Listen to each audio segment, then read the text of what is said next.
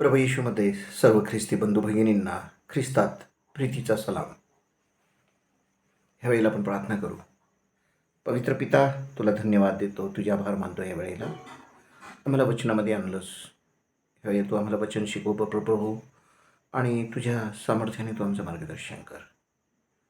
प्रार्थना ऐकली, आभार मानतो, येशूच्या नावाने मागतो, आमेन. ह्यावेळेला आपण रोमकरास पत्र पाहणार आहोत. पहिला अध्याय आणि 1, 2, 3, 4, 5, 6, 7. रोम 1, 1 ते 7. पवित्र जन होण्याकरिता बोलावलेले रोम शहरातील देवाचे प्रियजन, या सर्वांना प्रेषित होण्याकरिता बोलावण्यात आलेला, देवाच्या स्वार्थीकरिता वेगळा केलेला ख्रिस्त येशूचा दास पौल ह्याच्याकडून. ह्या स्वार्थीमुळे देवाने पवित्र शास्त्रात आपल्या संदेष्टांच्याद्वारे पूर्वीच वचन दिले होते. ही स्वार्थ त्याचा पुत्र येशू आपला प्रभू ह्याच्याविषयी आहे. तो देहदृष्ट्या दावीद वंशात जन्मला व पवित्रतेच्या आत्म्याच्या दृष्टीने तो मृतांच्या पुनरुत्थानाच्याद्वारे पराक्रमाने देवाचा पुत्राचा निश्चित ठरला. त्याच्याद्वारे आम्हाला कृपा व प्रसिद्धपद ही मिळाली, अशासाठी की त्याच्या नावाकरिता सर्व राष्ट्रांमध्ये विश्वासाने आज्ञापालन व्हावे. त्यांच्यापैकी तुम्ही येशू ख्रिस्ताचे होण्यासाठी बोलाविलेले आहात.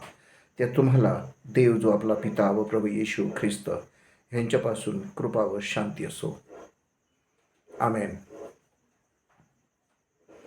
आपण परत पहिल्या वचनाकडे जाणार आहोत.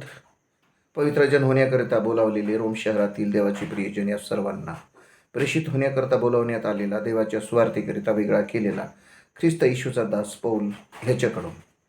पवित्र जन होण्याकरता रोम शहरातले जे लोक बोलावलेले होते त्यांच्याबद्दल हा उल्लेख आहे. त्यांना प्रेषित पौलाने पत्र लिहिलं आणि त्यांना उल्लेख केला त्याने की पवित्र जन होण्याकरिता याचा अर्थ असा नाही आहे की तुम्ही अशुद्ध जीवनामध्ये जगावे, दुष्कर्मामध्ये जगावे, मनाच्या जुन्या स्वभावाप्रमाणे चालावे, हा त्याचा अर्थ नाही होत.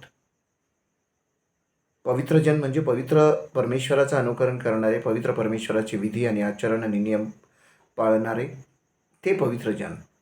पवित्र जीवन जगणारे, देवासारखे पवित्र जीवन जगणारे, पवित्र वचनांच्या आधारे जगणारे, ते पवित्र जन होण्याकरिता. आज मी पुष्कळ ठिकाणी पाहतो की पवित्र जन आज खूप अशुद्ध गोष्टींमध्ये लीन आणि नम्र आणि व्यस्त आहेत. यांना कसे काय पवित्र जन म्हणावे? स्वतः निरीक्षण करून पहा. मला कोणाला बोलायचा अधिकार नाही आहे, पण वचनाचे जर आपण तुलनात्मक दृष्टिकोनातून जर अभ्यास केला वचनाचा, तर त्या ठिकाणी आपल्याला स्पष्ट दिसते. आणि देवाचे प्रियजन ह्या सर्वांना प्रेषित होण्याकरिता बोलावण्यात आलेला, देवाच्या स्वार्थीकरिता वेगळा केलेला, प्रेषित होण्याकरता बोलावलेला पौल, त्याला खास प्रेषित म्हणून बोलावलेलं होतं आणि देवाच्या स्वार्थीसाठी पण त्याला वेगळं केलेलं होतं. आणि ख्रिस्त येशूचा दास पौल याच्याकडून. तो येशूचा दास, तो कोणत्या संस्थेचा दास नव्हता, कोणत्या मोठ्या ग्रुपचा दास नव्हता, लीडर नव्हता, तर तो प्रभूचा दास होता. आणि त्याला देवाच्या सुवार्थीकरिता वेगळा केलेला होता. तो अशुद्ध कर्म करणाऱ्यांमध्ये तो विलीन होत नव्हता, तर अशुद्ध कर्म करणाऱ्यांना तो सुवार्ता प्रचार सांगत होता, सुवार्ता त्यांना सांगत होता. त्यांच्या कर्मांमध्ये, त्यांच्या दुष्कर्मांमध्ये तो भागीदार नव्हता, कारण तो वेगळा केलेला होता, देवासाठी वेगळा केलेला होता तो. दुसरं वचन, या सुवार्थीविषयी देवाने पवित्र शास्त्रात आपल्या संदेष्टांच्याद्वारे पूर्वीच वचन दिले होते. परमेश्वराने ह्या सुवार्थेबद्दल, प्रभू येशूच्या सुवार्थेबद्दल संदेष्टांच्याद्वारे जुन्या करारामध्ये आणि नियमशास्त्रामध्ये पूर्वीच वचन दिलेले होते. भविष्य पूर्वीच कथन केले गेले होते, निश्चित केले गेलेले होते की जगामध्ये सुवार्ता सांगण्यात येईल आणि त्या सुवार्थेचा शब्द हे असणार आहेत आणि ही सुवार्ता या कामासाठी आहे. हे संदेश त्यांच्याद्वारे पूर्वीच सांगितलेले होते. ही सुवार्ता त्याचा पुत्र येशू आपला प्रभू याच्याविषयी आहे. प्रभू येशूविषयीच ही सुवार्ता सांगितली गेली होती. जेव्हा आपण जर जुना करार पाहतो आणि खूप निश्चितपणाने आणि बारकाईने पाहतो, त्याच्यामध्ये आपल्याला सर्व ठिकाणी प्रभू येशू ख्रिस्ताच्या सुवार्थेचा उल्लेख स्पष्ट पाहायला मिळतो. पण आमची नजर त्याच्यावर नाही थांबत. आम्ही वेगळंच काहीतरी शोधतो. वचन वाचताना आम्ही शब्दांच्या पुढे पुढे जातो, आम्ही वचनांच्या पुढे पुढे जातो, देवाच्या योजनेच्या पुढे पुढे जातो आम्ही, आणि त्याच्यामुळे आम्हाला या गोष्टी कळत नाहीत. मग तिसरं वचन आहे, तो देहदृष्ट्या दावीद वंशात जन्मला व पवित्रतेच्या आत्म्याच्या दृष्टीने तो मृतांच्या पुनरुत्थानाच्या द्वारे पराक्रमाने देवाचा पुत्र असा निश्चित ठरला. तो देहदृष्ट्या दावीद वंशात जन्मला. त्याला देह घेणं फार महत्त्वाचं होतं, देह धारण करणं फार महत्त्वाचं होतं. म्हणून तो देह धारण केला त्यांनी दावीद वंशामध्ये. आणि तो पवित्रतेच्या आत्म्याच्या दृष्टीने तो मृतातून पुनरुत्थानाच्या द्वारे पराक्रमाने देवाचा पुत्र असा निश्चित ठरला. परत तिथं आत्म्याचा उल्लेख आलेला आहे, नीट लक्षात ठेवा. आत्म्याच्या उल्लेखावर आपल्याला लक्ष द्यायचं आहे, कारण खूप ठिकाणी आत्म्याचा गैरवापर आणि गैरअर्थ करण्यात आलेला आहे. जे लोक आत्म्याला विरोध करतात त्यांना आत्मा म्हणजे किचपट वाटतोय, आणि जे लोक आत्म्याला स्वीकारतात ते कोणत्याही प्रकारचा आत्मा घ्यायला तयार असतात. दोन्ही गोष्टीला निगेटिव्ह जातात ते. पण पवित्रतेचा आत्मा स्पष्ट उल्लेख आहे. आणि त्या पवित्रतेच्या आत्म्याच्या दृष्टीने तो मृतांच्या पुनरुत्थानाच्या द्वारे, मृतांचं पुनरुत्थान, त्यांनी मृतांमधून स्वतः तो पुनरुत्थित झाला. तो त्यांनी मृत्यूला मारलं आणि तो देवाचा पुत्र असा निश्चित ठरला. पवित्रतेच्या आत्म्याच्या दृष्टीने किती लोकांमध्ये पवित्रतेचा आत्मा आज काम करत आहे, आणि त्यांचं जे मृत झालेलं शरीर आहे ते अविनाशी शरीर किती लोकांचं बनलेलं आहे आज. कारण प्रभूने देहधारणासाठी नाही तर आत्मिक जीवनासाठी आपल्याला निवडलेलं आहे. आपण आत्मिक जीवनामध्ये चालावं. दैहिकदृष्ट्या तो आपल्याला स्वर्गात नेऊ शकणार नाही, तर आपल्याला तो आत्मिकदृष्ट्या नेणार आहे. म्हणून पवित्रतेच्या आत्म्याच्या दृष्टीने आपलंही पुनरुत्थान होणं, आत्म्याच्या जीवनामध्ये चालणं, पवित्रतेच्या आत्म्याच्या संगतीमध्ये चालणं हे आपलं पण काम आहे. 5वं वचन आहे, त्याच्याद्वारे आम्हाला कृपा व प्रेषितपद ही मिळाली अशासाठी की त्याच्या नावाकरिता सर्व राष्ट्रांमध्ये विश्वासाने आज्ञापालन व्हावे. कृपानी प्रेषितपद ही त्यांना दिली गेली. ज्यांना निवडलं होतं त्यांना कृपानी प्रेषितपद. सगळे प्रेषित नव्हते, सगळे संदेष्टे नव्हते, सगळे शिक्षक नव्हते, आणि सगळेच पास्टर पण नव्हते. आज जर आपण इकडे तिकडं पाहिलं चौबाजूला ख्रिस्ती जगतामध्ये, तर प्रत्येकाची जॉब करण्यासाठी, प्रत्येकाची उच्च स्थानावर जाण्यासाठी, चांगल्या पोस्टवर जाण्यासाठी धडपड लागलेली आहे. पण प्रभू काय म्हणतो, त्याच्या नावाकरिता सर्व राष्ट्रांमध्ये विश्वासाने आज्ञापालन व्हावे. आज्ञापालनामध्ये किती लोक चालणारे आहेत? स्वतःचं निरीक्षण करून पहा. धडपड आम्ही प्रत्येक गोष्टीने केली, आमच्या मानपानासाठी, आमच्या सन्मानासाठी, आमच्या प्रशंसेसाठी, पण आज्ञापालन आम्ही किती केलेलं आहे? त्यांच्यापैकी तुम्ही येशू ख्रिस्ताचे होण्यासाठी बोलावलेले आहात. रोमकाळातील लोकांना सुद्धा त्यांनी येशू ख्रिस्ताचं होण्यासाठी बोलावलेलं होतं.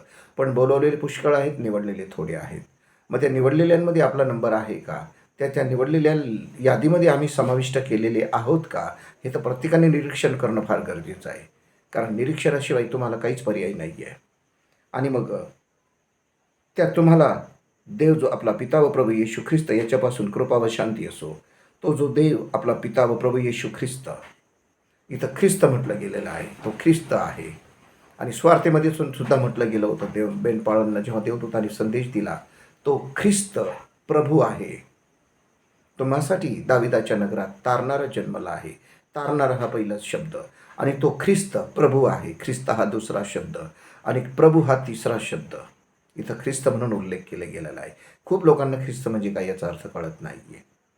ख्रिस्त म्हणजे येशू, प्रभू म्हणजे येशू, तारणारा म्हणजे येशू, देव म्हणजे येशू. त्यांचे वेगवेगळे अर्थ आहेत.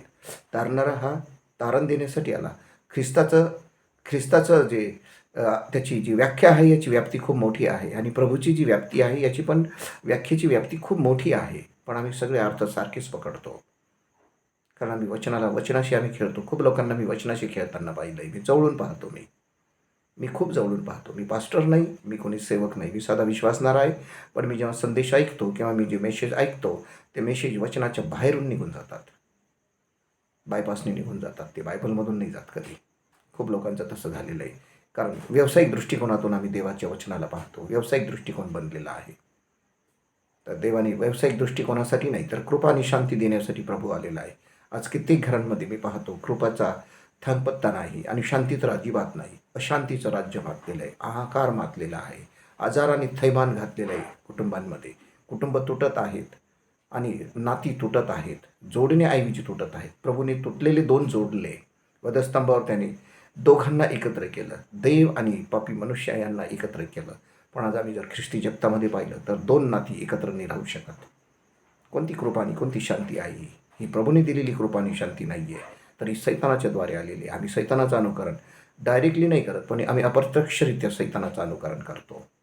देव आप सर्वांना आशीर्वाद देऊ. आपण प्रार्थना करू. प्रभू येशू, तुला धन्यवाद देतो वचन समजण्यासाठी. सर्वांना तुझ्या हातामध्ये घे, येशूच्या नावाने मागतो. आमेन.